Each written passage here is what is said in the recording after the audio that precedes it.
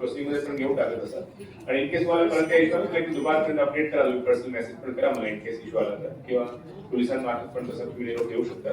आणि एमएससीबीचा एक विषय आप लोकांनी काढला तर एसएसआय मी मागच्या वेळी पण सांगितलं होतं, यावेळी पण एन्श्युअर करू की त्या दिवशी आपल्या जे सणाच्या दिवशी काही लोकांना त्रास द्यायला पाहिजे, पर्टिक्युलरली संध्याकाळच्या वेळ असतो आपलं.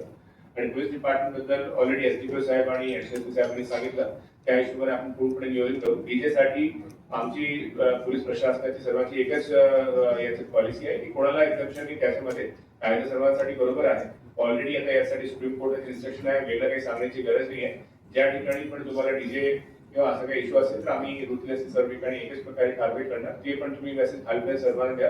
आणि हे एक्सक्यूज वारंवार यूज करणे की आमची मागच्या वर्षी का सांगितलं की यावर्षी बुकिंग, ते आम्ही ऐकून घेणार नाही. यावर्षी 100% आपण एन्फोर्स करू. आणि याच्यासोबत ज्या ज्या ठिकाणी एक फक्त ते दारूबंदीच्या विषयी त्यांनी काढलं तर मी ऍज पॉलिसी हायकोर्टच्या ऑर्डरप्रमाणे ब्लँकेट काढू शकत नाही, पण कन्सर्न पोलीस स्टेशनचा जर प्रस्ताव आला तर त्यांना आपण ऑथराईज करू, त्या ठिकाणी ते दारूबंदी करू शकतात. तसंच ट्रेडिशन आहे आपल्याकडे पुणे जिल्ह्यामध्ये. अदरवाईज आपण कोणत्या सणासाठी मी इव्हन कोणत्या धर्मात असेल आपण दारूबंदी पुणे जिल्ह्यामध्ये डिक्लेअर करत नाही, अनलेस ती शासनाने डिक्लेअर केली असेल तर. आपले जे पण मुद्दे आहेत ते सर्व रिझॉल्व्ह करू.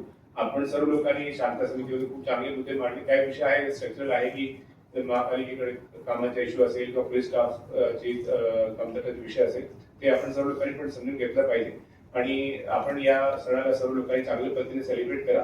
पोलीस प्रशासन असेल किंवा महापालिका असेल किंवा जिल्हा प्रशासन असेल, सर्वांची भूमिका आहे की आपल्या जिल्ह्यामध्ये जी आतापर्यंतची ट्रेडिशन आपण सर्व लोकांनी ठेवली आहे की आपण पूर्ण शांतपणे सर्व सण साजरा करतो, तीच आपण ट्रेडिशन कंटिन्यू ठेवावी.